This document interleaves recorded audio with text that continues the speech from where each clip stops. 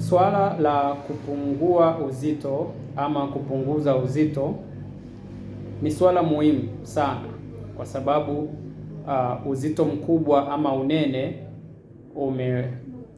ndani mwake umebeba magonjwa mengi sana. Kwa hiyo kupunguza uzito ni sawa na umefanya 50% ya kuhakikisha afya yako inakuwa salama. Sasa hapa kuna njia nyingi za kupunguza uzito, lakini leo mimi nitakwambia njia mbili tu ambazo ukizifanya zote kwa pamoja lazima upate matokeo ndani ya wiki 2 mpaka 3 mpaka mwezi mzima, utakuwa umepata matokeo makubwa sana. Njia hizi mbili zizingatie. Njia ya kwanza ni njia ya chakula. Badilisha chakula unachokula. Na hapa kula chakula mlo ambao tunaita low carbs. Na hapa tutazungumzia milo aina mbili, carnivore diet pamoja na ketogenic diet. Milo hii inahusisha matumizi madogo sana ya carbohydrate ama vyakula vya wanga, au usitumie hata kidogo vyakula vya wanga. Hiyo tunaita ketogenic diet, ambao unaweza ukatumia wanga kidogo lakini mafuta mengi na protini kiasi. Alafu carnivore diet ambao unatumia vyakula vitokanavyo na nyama peke yake pasipo kuhusisha kitu chochote. Kwa hiyo hapa kwenye hii low carbs diet, punguza au acha kabisa matumizi ya wanga. Acha ugali, acha wali, acha kula vyakula vya ngano, acha kula vyakula vya ngano vyote. Hapa nikimaanisha chapati, mandazi, vurugu zote, vyakula vyote vitokanavyo na ngano. Lakini pia acha kula mafuta yatokanayo na mbegu. Ukifanya hivi maana yake utausababisha mwili uingie kwenye mchakato unaoitwa ketosis, ambapo utatumia mafuta kama chanzo cha nishati na sio wanga kama chanzo cha nishati. Sasa mwili unapokuwa unatumia mafuta kama chanzo cha nishati, ndivyo hivyo mafuta katika mwili wako yanachomwa kwa kasi. Kwa kama ulikuwa na kitambi, utaanza kuona kitambi kinapotea. Kama ulikuwa na manyama uzembe, utaona manyama uzembe yanapotea. Na hivyo ndivyo kilo zako zinavyopungua, ndivyo uzito wako unavyopungua. Sasa ule nini katika hii lishe? Katika hii lishe unatakiwa kula vyakula vya protini kwa wingi na vyakula vya mafuta kwa wingi. Protini kwa wingi na mafuta kwa wingi. Hapa nazungumzia nyama. Unatakiwa kula nyama aina yoyote ile. Unatakiwa kula samaki aina yoyote ile. Unatakiwa kula mayai. Unatakiwa kunywa maziwa mtindi. Unatakiwa kula mboga za majani na vyakula vingi vyenye madini mbalimbali na nyuzi. Ila acha kula hivi vyakula ambavyo nimevikataa, vyakula vya wanga, vyakula vya sukari, achana navyo. Hii ndio njia ya kwanza ambayo unatakiwa uitumie kama unahitaji kupungua kwa haraka sana. Kula sana mafuta mazuri, na hapa mafuta mazuri ni mafuta ya mzeituni, mafuta ya wanyama ambapo kuna samli, kuna siagi, lakini kuna mafuta ya nazi na njia pia na mafuta ya parachichi ni mazuri sana. Kama utakosa mafuta ya parachichi, basi weka utaratibu wa kula parachichi zima kila siku. Na katika hii lishe kuna chakula ambacho hutakiwi kuacha. Yaani hakikisha kila siku unakula chakula hiki, na chakula hiki ni mayai.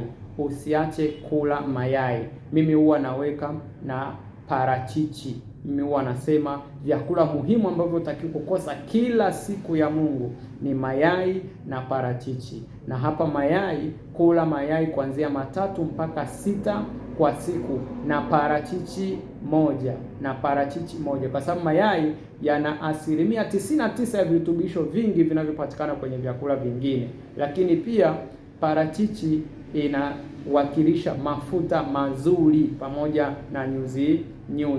Ukila hivi utaingia katika ketosis. Ketosis maana yake mwili utaanza kuchoma mafuta, utaanza kutumia mafuta yote yaliyoganda kwenye mwili wako kama chanzo cha nishati, na ndo hivyo wewe unapungua na kupoteza manyama uzembe, kupoteza kitambi na kadhalika. Hiyo ndo njia ya kwanza. Njia ya pili, hii ni intermittent fasting. Intermittent fasting ambapo tunasema ni funga kwa masaa 16 au masaa 24 au kula mlo mmoja. Tukisema intermittent fasting maana yake utakula mara mbili. Utafunga kwa muda wa masaa 16 ufungue, alafu tena masaa 24 ndio ufanyeje? Ufungue. Lakini pia unaweza kuamua kula mara moja. Acha masuala ya kula mara 3 kwa siku. Acha masuala ya kula mara 3 au mara 4, ama kula ovyo ama kula mara kwa mara. Achana nayo. Na ukizingatia vyakula unavyokula ni vyakula vibovu. Unakula wali, unakula ugali, unakula chapati, unakula keki, unakula pizza, unakula sausage, unakula mikate.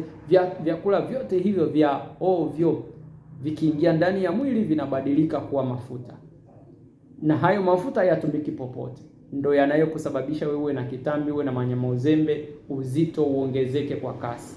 Ili sasa uyaondoe hayo mafuta ambayo umeyatunza kwenye mwili wako kwa muda mrefu, ruhusu mwili uingie kwenye ketosis.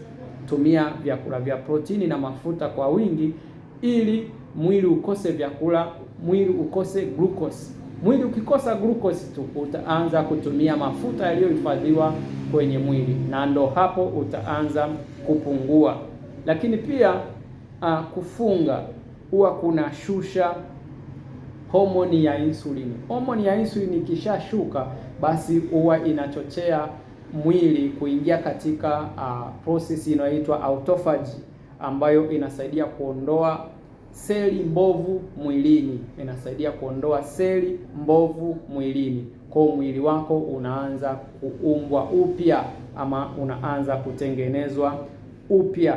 Kwa hiyo hii ni njia ya pili ambayo ukizitumia zote kwa pamoja hizi utaanza kuona matokeo makubwa. Hapa hizi njia mbili mimi nimeziweka kwenye bracket, nimeweka njia ya kwanza, maana yake njia ya chakula. Sasa katika hii njia ya chakula ambapo utatumia ndani mwake kuna vinjia vidogo viwili. Njia ya kwanza ni kula vyakula ambavyo vina kiwango kidogo cha wanga, ama usile wanga kabisa, ambapo nimekueleza hapo.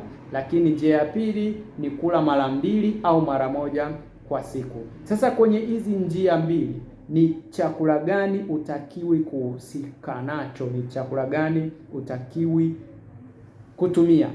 Epuka vyakula vya viwandani, epuka vyakula vya wanga, epuka vyakula vya sukari, epuka soda, epuka juisi za dukani, fresh juices zitokanazo na matunda yenye sukari nyingi, mikate, biskuti na vyakula vilivyosindikwa.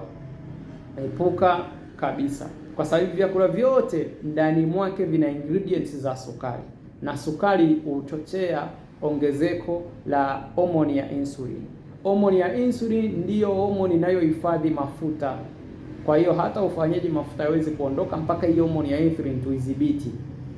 Tunaidhibitije? Tunaidhibiti kwa njia ya kula vyakula vya mafuta na protini, ili kuchochea mwili utumie mafuta kama chanzo cha energy, na tunaichochea kwa kushusha kiwango chake, ili mwili uweze kujirekebisha. Lakini njia Nyingine ni kunywa maji ya kutosha. Unapokuwa katika huo mchakato wa kufunga kula vyakula vya protini na mafuta, usisahau kunywa maji mengi. Usisahau kunywa maji mengi. Maji yatakusaidia kutoa taka mwili, lakini pia yatakusaidia kuboresha metabolism ya mwili wako. Lakini na hapa huwa tunashauri kunywa maji yenye chumvi ya mawe. Kunywa maji ya chumvi ya mawe kwa ajili ya kukuondoa kwenye uchovu, kwa sababu hapo utaanza kufunga, utaanza kula vyakula vya protini, vyakula vya mafuta peke yake. Kwa hiyo kuna wakati mwili utaanza kulegea, kuchoka. Kwa hiyo tukunywa maji ya chumvi ya mawe. Njia ya pili, ukiondoa hiyo ya chakula, ni njia ya mazoezi, na hapa nitazungumzia mazoezi aina mbili tu.